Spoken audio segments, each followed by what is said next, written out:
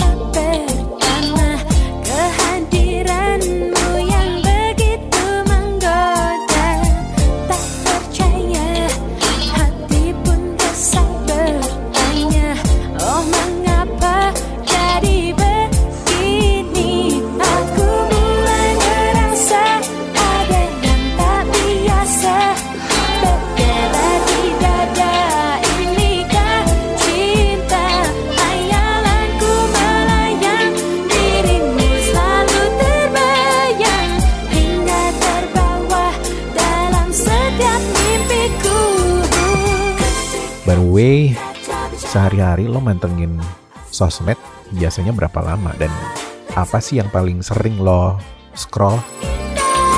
Instagram, TikTok, atau Twitter mungkin? Atau Facebook? Tapi gue gak yakin sih Facebook masih banyak diakses anak-anak muda seperti kita.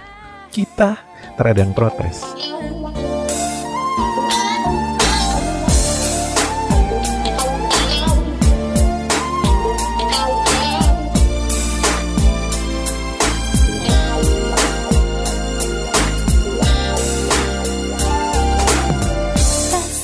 Oke, mungkin yang paling hits sekarang ini yang tetap bertahan diakses oleh banyak orang, khususnya anak muda, kayaknya antara Instagram dan TikTok ya. Selebihnya kayaknya seragam ya. Sebagian banyak yang komplain ke Facebook kalau timeline-nya tuh udah kayak sampah gitu. Sorry, nggak bilang Facebook sampah, enggak. Tapi saking banyaknya orang-orang yang siapapun itu masuk ke sana, berargumen, berpendapat, tanpa pengetahuan yang cukup, ya pokoknya asal jeplak gitu ya. Saking bebasnya, saking mudahnya masuk atau bikin akun Facebook, ya siapapun ada di sana.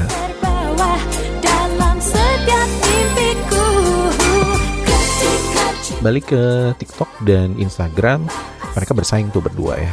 Baru-baru ini dilucurin satu fitur di Instagram ini yang mirip banget dan kayaknya memang ditujukan untuk menyaingi TikTok yang mencuat sekarang ini ya. Meski awalnya juga diremehin tuh TikTok, dianggap sampah juga karena isinya joget-joget semua. Tapi balik lagi ya, pada saat satu alat, satu tools, satu aplikasi itu dimanfaatkan dengan baik, dengan tepat, ternyata tiba-tiba fungsi dari TikTok ini berubah. Dan kalau diperhatikan engagement katanya, sebelum ada Reels, TikTok itu kencang banget dapetin attention dari user. Sehingga ujungnya banyak perusahaan atau banyak pelaku usaha yang memanfaatkan TikTok untuk beriklan, soft selling gitu. Jadi mereka tuh awalnya mungkin ngajak public figure atau seleb sosmed untuk pura-pura kayak lagi hunting makanan gitu. Padahal bisa jadi mereka tuh dibayar gitu ya. Dan efektif sih sejauh kemarin kita perhatiin gitu ya, banyak orang yang tertarik untuk datang ke satu tempat yang baru atau nyicipin satu lokasi makanan yang baru karena ngiklannya itu benar-benar nyelusup banget, kayak kita lagi ngobrol sama teman-teman gitu. Nah, ketemulah akhirnya gitu ya fungsi yang lebih berfaedah dari sebuah aplikasi bernama TikTok. Nah, si Instagram yang bisa disebut seniornya belajar banyak dari hal itu sampai dimunculin Reels. Dan kebalik sih kayaknya sekarang si TikTok ini mulai terancam dengan keberadaan Reels. Persis mirip gitu, cuma beda nama doang dan beda peletakan tombol-tombolnya aja gitu. Dan UI-nya selebihnya sih sama. Nah, terus gimana? Lebih efektif mana sih antara TikTok dan Reels? Ya sejauh ini untuk yang sudah eksis, TikTok mungkin masih tetap diandelin ya karena komunitas di sana sudah terbentuk cukup lama, beda dengan Reels. Atau mungkin ada siasat dari para pelaku usaha atau yang berkaitan dengan branding lah gitu ya. Mungkin udah mulai menyebar karyanya di kedua tempat itu kali. Dan aku tuh sempat kemarin tuh ya kayak ngecek bikin postingan TikTok dan Reels dengan isi yang sama. Terus gue lempar, gue perhatiin viewersnya dalam beberapa jam. Ternyata cukup mencengangkan sih buat gue. Perolehan angka yang didapat Reels itu ternyata lebih tinggi dan lebih cepat. Nggak tahu ya kalau yang lain. Itu eksperimen gue sih kemarin. Dicoba beberapa kali, hasilnya sama sih. Reels cepat mendapatkan atensi. Mungkin ini bisa disebut pertanda baik buat Reels. Tadi gue bilang komunitas TikTok itu udah terbentuk lama. Tapi jangan salah juga. Oke, Reelsnya baru, tapi kan orang-orang di dalamnya tuh udah lama. Nah, ini mungkin kalau disambungin dengan eksperimen gue tadi, bahwa raihan viewers Reels itu ternyata lebih cepat, gue sih lebih prefer post di Reels sekarang. Jadi, karena dengan posting satu konten aja, itu bisa disebar ke tiga apa ya namanya itu dibilangnya, yang pasti ke feed, terus ke stories, sama Reelsnya itu sendiri.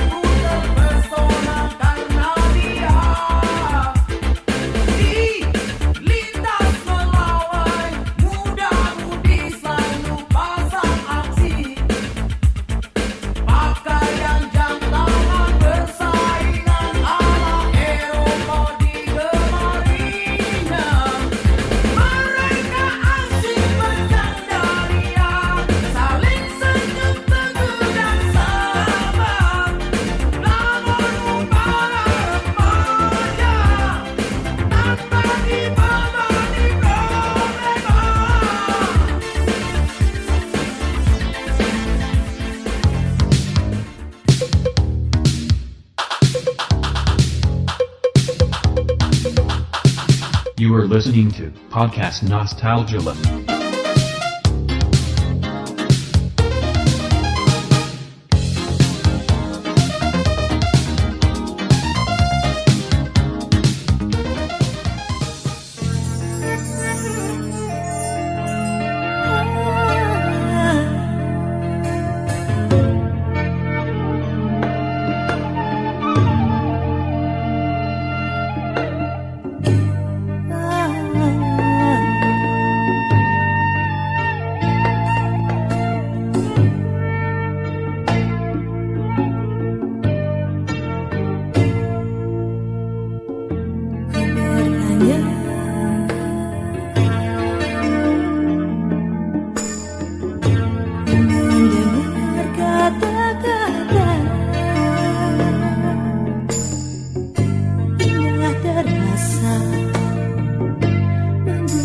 Rindu ini kau yang ku nanti tak kembali.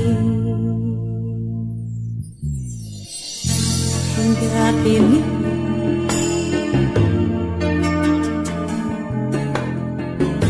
masih ada cita hati,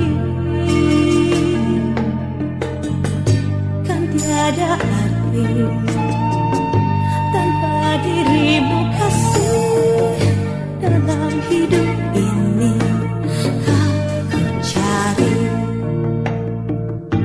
pandangan terbayang, terbang jauh melayang, temukan dirimu di dalam hayalku.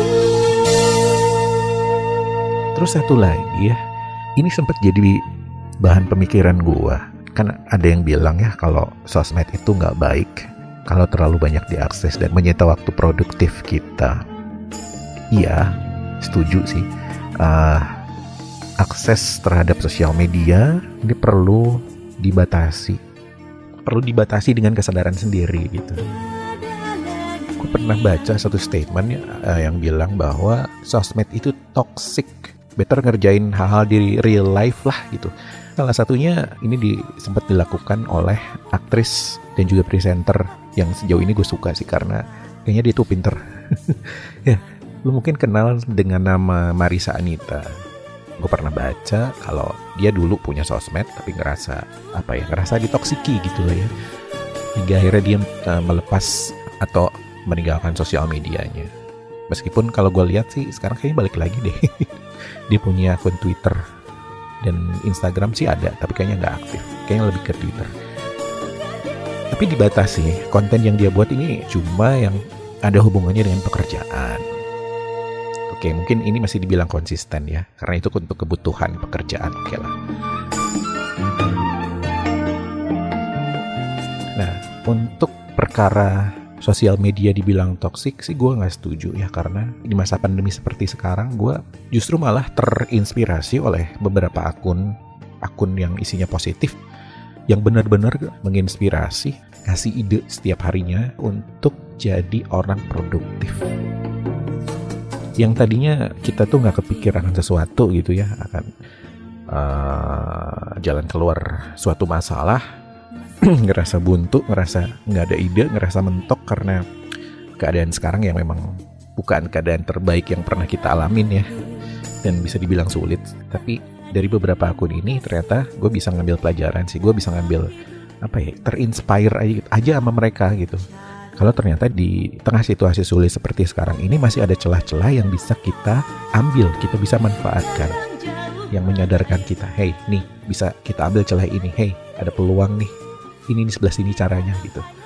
Nah jadi kalau ada yang bilang sosmed itu toksik, nah akhirnya gue berkesimpulan ya, sosial media itu toksik buat kehidupan kita ya tidak sepenuhnya benar, setengah-setengah lah, tergantung kitanya ya, kayak pisau aja gitu. Kalau pisau ini yang megang anak kecil atau penjahat ya bisa berbahaya, tapi kalau pisau ini yang megang seorang chef bisa jadi karya.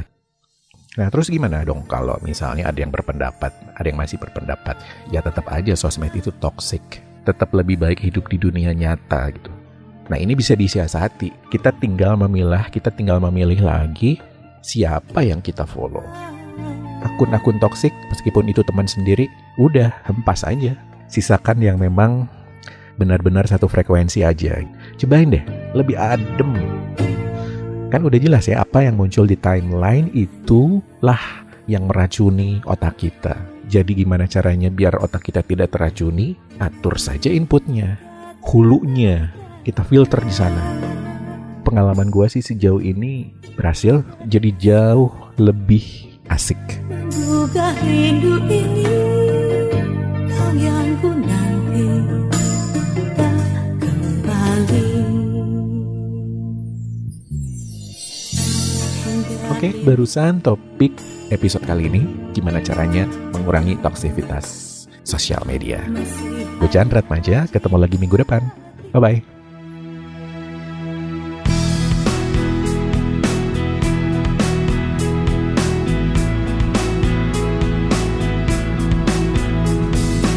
Biasanya di matamu indah tebakan cinta, semerbak kasihmu luluhkan relung hitam. Kau melatih bukan mewangi, menebarkan seri. Masa indah, masa biru, masa bersemi. Ku ingin terbang bersamamu dan gapai mentari. Tak ingin lepas, tak menentu jiwa dan batinku. Terangi rasa hatiku yang membeku. Kebari bunga jalanku yang lugu untuk diriku, untuk diriku.